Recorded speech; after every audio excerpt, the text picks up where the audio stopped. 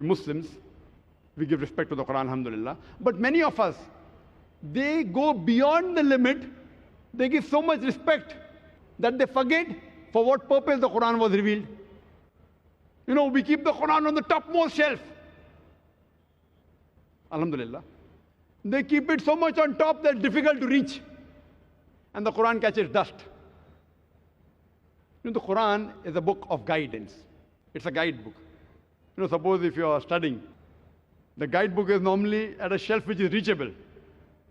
It's kept at a shelf which you can reach the easiest. You won't keep it on top where it's difficult to take a stool to get it down. So Quran is a book which should be referred every day. It should be handy. And many of us Muslims, we tie the Quran in a pure silk cloth. And then we tie a knot on it. Suppose if you want to read the Quran, you start thinking, okay, 5 minutes to open the Quran. 5 minutes again to tie the Quran, 10 minutes. The thought of you opening the Quran and again tying it will be a deterrent. And if you have 10 minutes, 10 minutes abhi kholne mein aur bandhne mein jayenge. If you have 10 minutes time, to open the Quran, close 10 minutes, so better not read the Quran. See, we have to respect the Quran, but the main respect is in the heart. I'm not against keeping the Quran on top, don't get me wrong. But see to it that it is accessible. It's easily available for guidance. Many of us Muslims, before touching the Quran, we scrutinize 1,000 things as though it's an RDX bomb. Quran, wearing shoes, can I touch the Quran? Can I read the Quran while standing? Can I read it in the office? All these things, they prevent you from reading the Quran. We scrutinize the Quran as though it's an RDX bomb going to explode. The Quran is a book of guidance. That's the reason many of us Indians object to, the Arabs, mashallah, the way they treat the Quran, they give respect. But as though it's a guide, it's available. We Muslims keep it on topmost shelf. In India, it's catching dust. And rarely will we find people, when they have 5 minutes, 10 minutes, they refer to the Quran. Because there is, we have to have that frame of mind, and then we have to see 10 things. We can't be in shoes, we can't stand, and we have to have a hat over your head, etc., etc. See, many things are good, but don't make life so difficult that the main purpose of the Quran is for guidance is defeated. And very often, if you go to the Gulf countries, many of the Arabs, when they come for Salah a few minutes before, you find them taking the Quran and reading. In India, rarely will you find that. And suppose someone is reading in the first row, and someone takes the Quran and reads in the second row, there will be a person who will object. How can you read the Quran in the second row? The back is facing the Quran. Haram. Khalas. And if you have to sit in the mosque, and suppose at your home or in the mosque, if by mistake, if you happen to read the Quran while the back facing Qibla, khalas, you will get fatwa, haram. You can't read the Quran with your back facing the Qibla, back facing the Kaaba. I've been to Haram several times in Makkah.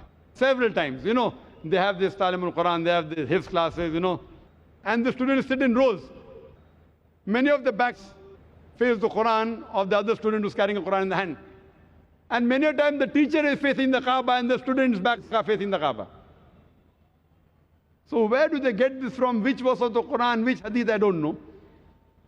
So we have to love the Quran, we have to respect, but we have to know that the main reason the Quran was revealed was for hidayah, was for guidance. Once there was an Indian Imam, very good Qari. He went to Saudi Arabia. And because he was famous, it was Maghrib time. So they told the Qari, they told the Imam, Imam, you lead the Salah.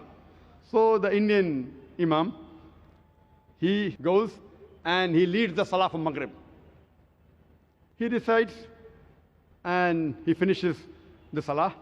And when he finishes the Salah, one Saudi smiles at him.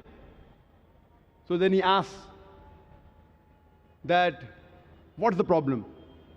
Was there any problem in my qiraat?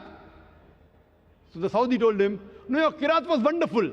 I was only wondering that when you recited Surah Yusuf, you put Yusuf alayhi salam in the well, but before you complete the salah, why didn't you get him out of the well?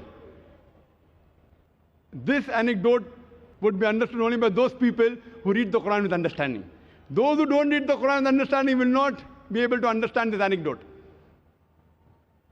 The Saudi was telling him, if you read Surah Yusuf, it speaks about the story of Yusuf alayhi salam, that how he was betrayed by his brothers, and his brothers put him in the well, and later a caravan comes, and Yusuf alayhi salam is got out of the well. So the Saudi tells him that you recited very well, but in your salah you put Yusuf alayhi salam in the well, but at least before ending the salah you should have brought him out of the well. That means we start the surah from anywhere, and we end it anywhere without realizing, have we completed the meaning or not? We Muslims, we have several excuses for not reading the Quran with understanding. And we always give excuses for not reading.